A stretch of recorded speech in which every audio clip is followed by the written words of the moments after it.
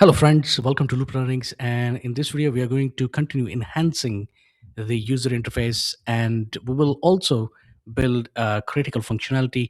So it's going to be a combination of VBA and the creation of user interface for the queries that we have created in the last video. So if you're interested, then let's get started.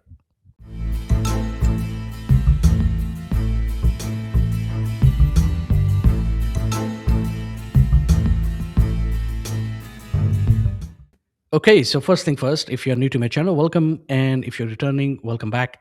In any case, if you haven't subscribed to the channel yet, make sure you do hit the bell icon so you get notification whenever I upload a new video.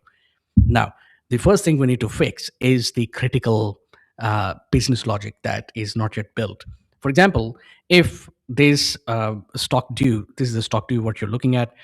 If let's say we have completed the stock due transaction, which means the stock in is also done. So that means the stock is already received, GRN is completed, and therefore the stock due is marked as completed as well. Technically speaking, as a business logic, if I click on this button, it should throw an error and say, hey, you can't do it. It's already completed. But at the moment, it won't. It would just proceed and create another stock in, which is a wrong logic that is built. Now, I have not actually built this logic. It is yet to be built. Let me correct it. Okay, so which is what I'm going to demonstrate in this video. So if I select this, the idea is that if we click the button, it should throw an error, but right now it doesn't, it proceeds. So let's click on create stock in. There you go. The GRN is initiated, which is completely not making sense. All right. So if we'll go to stock in table, we can see that GRN is initiated for product ID 10 and the stock due ID 16. So basically same record, another record is created, and that's a very, very critical flaw if we will leave it. So we are not leaving it, we are fixing it, right? Or we are enhancing it. And so what do we need to do? We need to write a couple of lines of VBA code to stop that to happen. So let me first delete this, right? And now let's go back to the design view. And if we will select this, if we'll select this button, we'll go on click event dot dot dot, and we come right here. Right here, I'm going to write a couple of lines of code because this is where we want that code to be activated. So we'll say if, for example, if me dot list dynamics dot column, and now we need to understand what's the column number.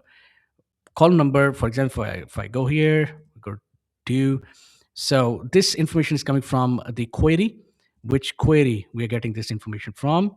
We are getting this information from the stock due queue. So let's go to stock due queue, and what's the column where the status is 0, 1, 2, 3, 4, 5, 6, 7. So column number 7, that's what we are going to refer to. Let's go back to VBA and let's give a column number 7, and we'll say if that column equals to completed, then do cmd.peep message box, and the message box could be any message, right? So we'll write the message here. This action cannot be performed as the GRN is already completed. All right, cool. And we'll throw this message as an error. So therefore will be critical, and the title would be information else. If any other status, then proceed. Go ahead and create this stock in GRN initiated should be done. And then we will close this if and end condition right here. There you go. Let's save that. Okay. Now the good thing is, no, not good thing. It would be good thing if it will work. Now let's go ahead and test it out, whether this thing actually works or not.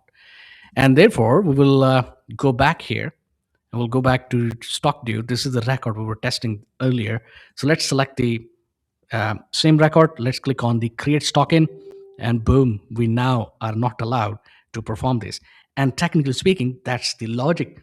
It should be in this way. All right, cool. But if we'll create it for any of the status, for example, the ordered, it should be creating GRN. The GRN should be initiated.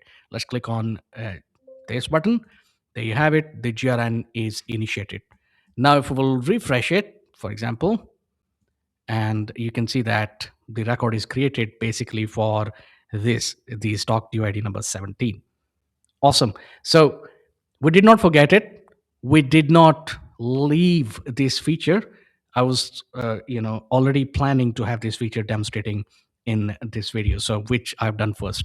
So please build this. If you are following me, if you are following along with this system, please make sure that you build this feature as well.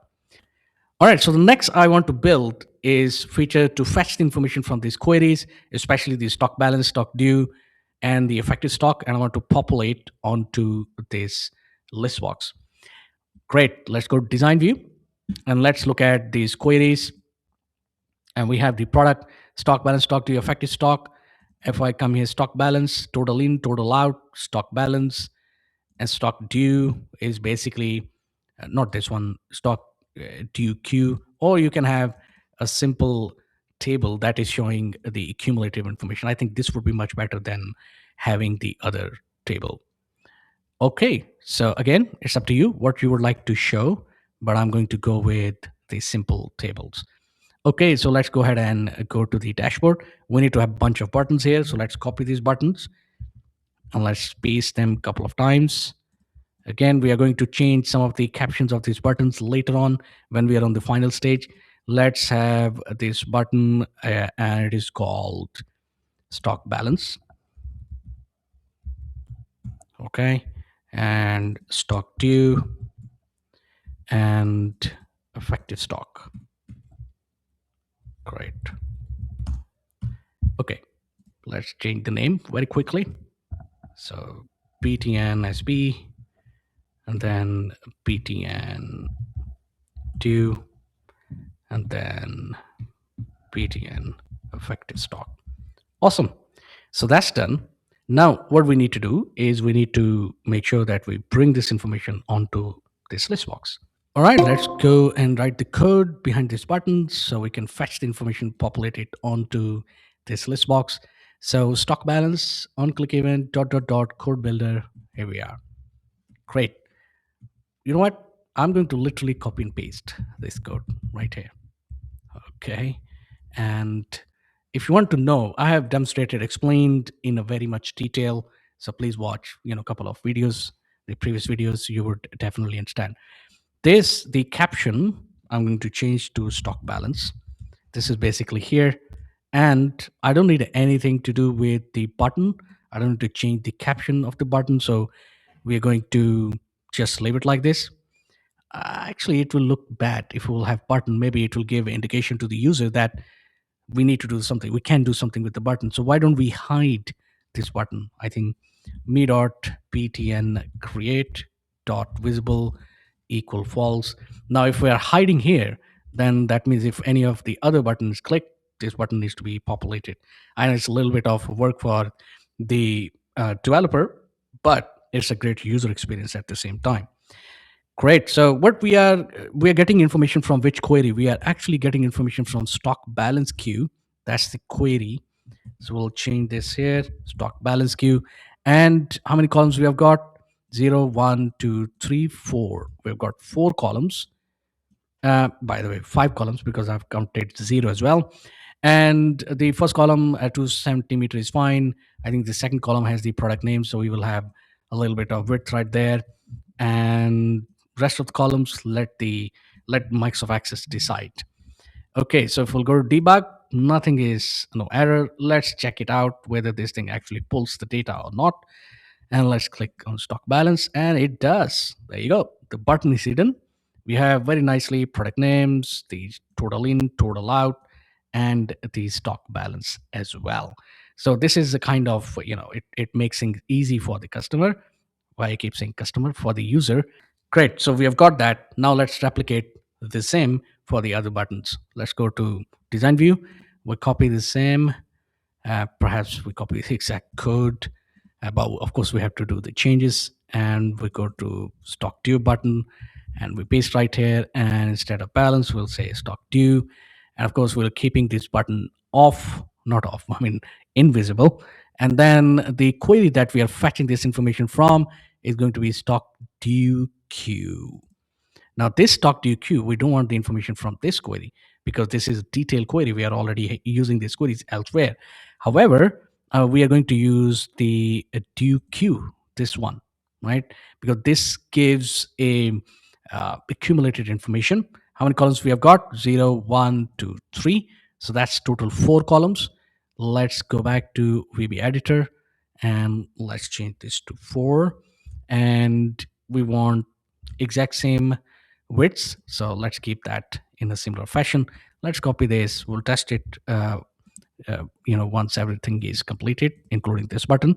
So we'll go to the event tab, dot, dot, dot for this button code builder, and we're going to paste the code right here. And this one, we want to change the caption to effective stock. Great. So effective stock is this query. Well, I'm sure it's open. Yeah. So how many columns we have got?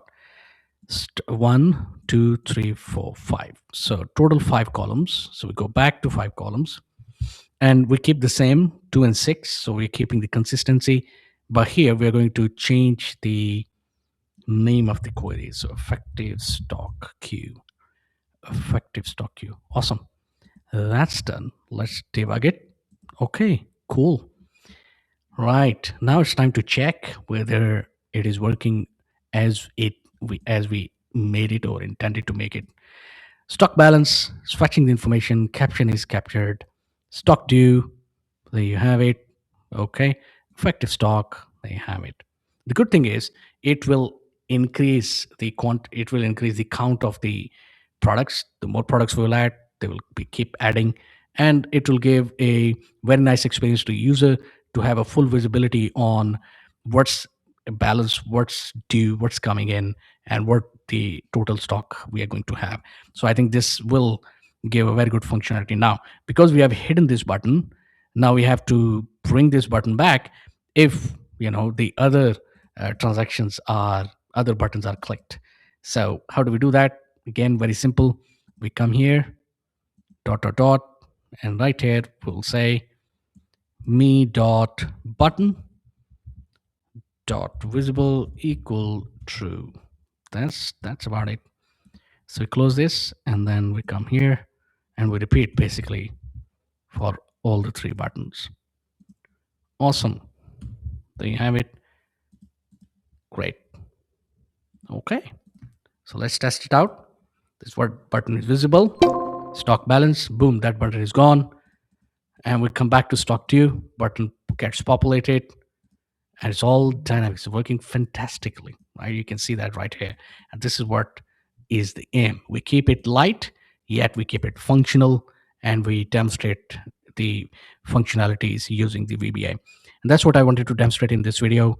And in the next video, we are going to further enhance. We are going to have a drop down here, perhaps, where the user would choose the product and everything else will be filtered for, especially in these 3 columns. Because if you look at it, this is kind of, if the list will grow, this will become really messy. So we want to have really good experience. And also we'll make this form a little bit more wider, more height, more everything else. So lots of plans. Keep supporting. Keep watching this video. If you're still watching, thank you so much. If you're new to my channel, welcome. If you're returning, welcome back. In any case, if you're subscribed to the channel yet, make sure you do. Hit the bell icon so you get notification whenever I upload a new video. Thank you so much, and I will see you in the next one.